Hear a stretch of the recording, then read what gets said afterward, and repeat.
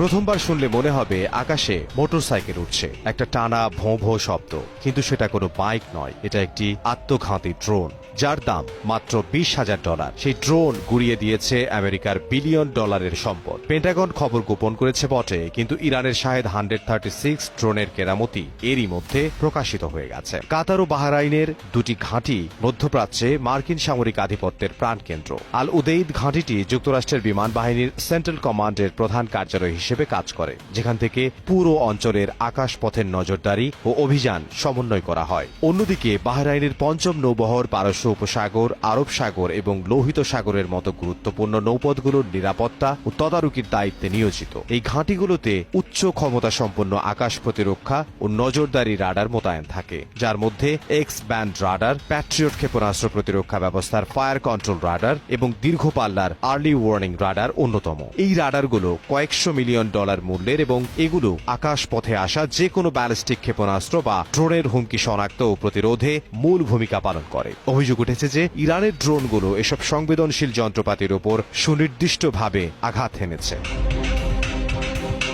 সামরিক বিশ্লেষকদের মতে এই হামলায় ইরানের তৈরি শাহেদ সিরিজ, বিশেষ করে শাহেদ 136 ড্রোন ব্যবহার করার পেছনে অত্যন্ত গভীর কৌশলগত কারণ রয়েছে। প্রথমত কারণ হল খরচের পার্থক্য। একটি শাহেদ ড্রোন বানাতে তুলনামূলক কম খরচ হয়, নির্মাণ খরচ মাত্র $20,000 থেকে $50,000 মধ্যে, অথচ এটি প্রতিহত করতে যুক্তরাষ্ট্রকে $1 বিলিয়ন মূল্যের ইন্টারসেপ্টর মিসাইল খরচ করতে হয়। ফলে দীর্ঘমেয়াদী সংঘাতে আক্রমণকারীর তুলনায় রক্ষণভাগকে অনেক বেশি অর্থনৈতিক চাপের মুখে পড়তে হয়। দ্বিতীয়ত, ইরান এখানে স্যাচুরেশন বা ঝাঁক কৌশল ব্যবহার করেছে বলে ধারণা করা হচ্ছে, অর্থাৎ একসঙ্গে প্রচুর পরিমাণে সস্তা ড্রোন পাঠিয়ে আকাশ প্রতিরক্ষা ব্যবস্থাকে অতিরিক্ত চাপের মুখে ফেলা, যাতে সব লক্ষ্যবস্তু একসঙ্গে শনাক্ত বা ধ্বংস করা সম্ভব না হয়। এছাড়া আরেকটি বিষয় হলো, এসব ড্রোন সাধারণত খুব নিচু দিয়ে এবং ধীর গতিতে উড়ে, ফলে অনেক সময় বড় ও দূরপাল্লার রাডার এগুলোকে সহজে শনাক্ত করতে পারে না। একে সামরিক পরিভাষায় অসম যুদ্ধ কৌশল বলা হয়, যেখানে শক্তিশালী প্রতিপক্ষের বিরুদ্ধে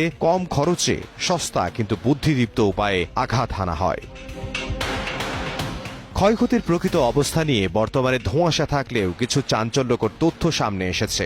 বাহরাইনের পঞ্চম নৌবহর সদর দফতরে নজরদারি অবকাঠামোর আংশিক ক্ষয়ক্ষতির খবর পাওয়া গেছে। পাশাপাশি কাতারের আল উদেইদ ঘাঁটিতে কিছু রাডার ও যোগাযোগ সরঞ্জাম ক্ষতিগ্রস্ত হওয়ার দাবি তোলা হয়েছে। যদি এই রাডারগুলো দীর্ঘ সময়ের জন্য অকেজো হয়ে পড়ে, তবে পুরো অঞ্চলের আকাশ প্রতিরক্ষা ও নজরদারি ব্যবস্থা মারাত্মকভাবে ক্ষতিগ্রস্ত হতে পারে। পেন্টাগন যদিও $1 বিলিয়ন ক্ষয়ক্ষতির দাবিকে এখনো স্বীকার করেনি, তবে স্যাটেলাইট ছবি ও অন্যান্য গোয়েন্দা তথ্য বিশ্লেষণ করে বিশেষজ্ঞরা ধারণা করছেন যে মার্কিনিরা তাদের প্রতিরক্ষা ব্যবস্থাকে আরও শক্তিশালী করার প্রয়োজনীয়তা অনুভব করছে। এই ড্রোন হামলাটি প্রমাণ করেছে যে কেবল ব্যয়বহুল রাডার বা মিসাইল ডিফেন্স দিয়ে আধুনিক যুগের লয়টারিং মিউটেশন বা সস্তা ড্রোনের আক্রমণ ঠেকানো সহজ নয়। এই ঘটনার আঞ্চলিক প্রভাব অত্যন্ত সুদূর প্রসারী। প্রথমত, এটি মার্কিন প্রতিরক্ষা ব্যবস্থার প্রযুক্তিগত শ্রেষ্ঠত্ব নিয়ে বিশ্বজুড়ে নতুন বিতর্কের জন্ম দিয়েছে। দ্বিতীয়ত, মধ্যপ্রাচ্যের দেশগুলো এখন তাদের নিজেদের নিরাপত্তা নিয়ে নতুন করে ভাবতে শুরু করেছে।